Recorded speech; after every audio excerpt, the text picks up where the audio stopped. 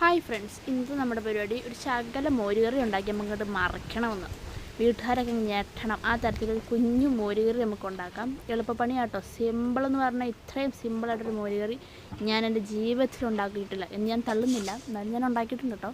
കുഴപ്പമില്ലാത്ത രീതിയിലൊക്കെ കിട്ടിയിട്ടുണ്ടെന്നൊരു വിശ്വാസം ഞാനങ്ങ് തുടങ്ങുക. എല്ലാവരും ഉണ്ടാക്കി വെക്കണം കേട്ടോ. ഉണ്ടാക്കിയിട്ട് എല്ലാ അഭിപ്രായങ്ങളും എന്നോട് പറയണേ. മോരുകറിയാണ് ഇന്നത്തെ നമ്മുടെ സ്പെഷ്യലും.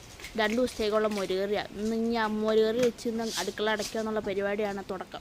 അതിലേക്ക് നമുക്ക് ചട്ടി വെച്ചിട്ട് എണ്ണ ഒഴിച്ചു. ചട്ടി ചൂടായിട്ടുണ്ട്, തീ കത്തിച്ചുവിട്ടോ ഞാൻ. എന്നിട്ട് അതിലേക്ക് കടുകും ഉലുവയും കൂടെ ഞാൻ ഇട്ടു. അതങ്ങനെ കിടന്ന് പൊട്ടുവാണ്. പൊട്ടിത്തെറിക്കണമെന്ന്. പൊട്ടിത്തെറിച്ചിട്ട് വേണം കുറ്റം പറയാമെന്ന് അടുത്തേക്കുന്നതിനൊക്കെ കിടന്ന് ഉറങ്ങി ഓടണം. അമ്മാതിരി പൊട്ടിയിട്ട് പൊട്ടിക്കും ഞാൻ. അതിന് വേണ്ടിയിട്ട് ഞാൻ കടുകും ഉലുവയും കൂടെ വെളിച്ചെണ്ണയ്ക്കകത്തേക്ക് ഇട്ടു. അവിടെ കിടന്ന് പൊട്ടി മറിയുന്നുണ്ട്. അപ്പോൾ ഇന്നത്തെ മോരുകറിക്ക് വളരെ സിമ്പിൾ ഞാൻ പറയുന്നല്ല. വീഡിയോയുടെ ഇടയ്ക്കൊക്കെ നമ്മൾ നല്ലോണം ശ്രദ്ധിച്ചു തരും. 2-3 സ്റ്റെപ്പും കൂടെ ഉള്ളൂ.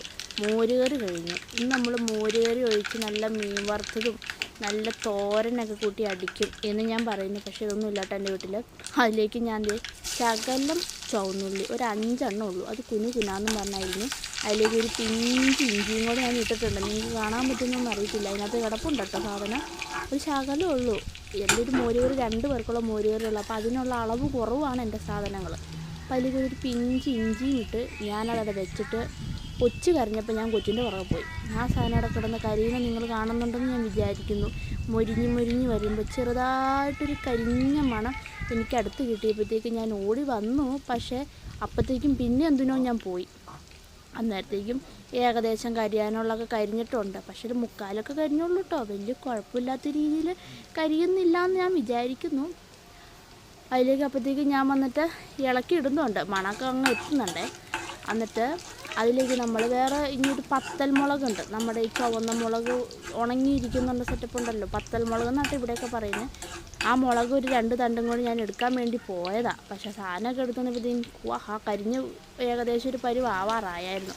അതിലേക്ക് ഞാനൊരു 2 തണ്ട് പച്ചൽ മുളകും കൂടി ഇട്ട് നല്ലപോലെ ഇളക്കുന്നുണ്ട് കേട്ടോ.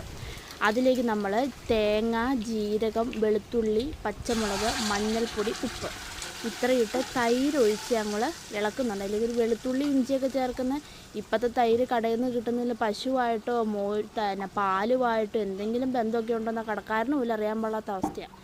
അതിലേക്ക് ആ ജാറിലേക്ക് ഒരു ശകലം പച്ചവെള്ളവും കൂടെ ഒഴിച്ച് ഞാൻ നല്ലപോലെ ഇളക്കി അതിലേക്ക് ഒഴിക്കുന്നുണ്ട്. എൻ്റെ ജാറിലുണ്ടായിരുന്നു. ഞാൻ ഒഴിച്ചു കഴിഞ്ഞപ്പോൾ എൻ്റെ തേങ്ങയും ബാക്കി സാധനമൊക്കെ എൻ്റെ ജാറിൽ ഇരിക്കുവാണോ എന്നുള്ള എൻ്റെ ദാരിദ്ര്യ മനസ്സുകാരി അത് പെട്ടെന്ന് ശ്രദ്ധിച്ചു. അതുകൊണ്ട് ഞാൻ എല്ലാം കൂടെ ഒഴിച്ച് എല്ലാം നല്ലപോലെ ഇളക്കി. ഇടയ്ക്ക് തവി പോയതുണ്ടോ, ഉപ്പുണ്ടോ പുളിയുണ്ടോ എരിവുണ്ടോ എന്ന് നോക്കാൻ ഞാൻ കൊണ്ടുപോയതാണ്. അപ്പോൾ വലിയ തരക്കേടില്ലാത്ത ഉപ്പും പുളി എരിവൊക്കെ അതിനകത്തുണ്ട്. ഇനിയിപ്പോൾ ഒരു ലേശം രുചിക്കും കൂടെ ഉപ്പും കൂടെ ഇട്ടാൽ സൂപ്പർ എന്ന് ഞാൻ പറയൂ കേട്ടോ.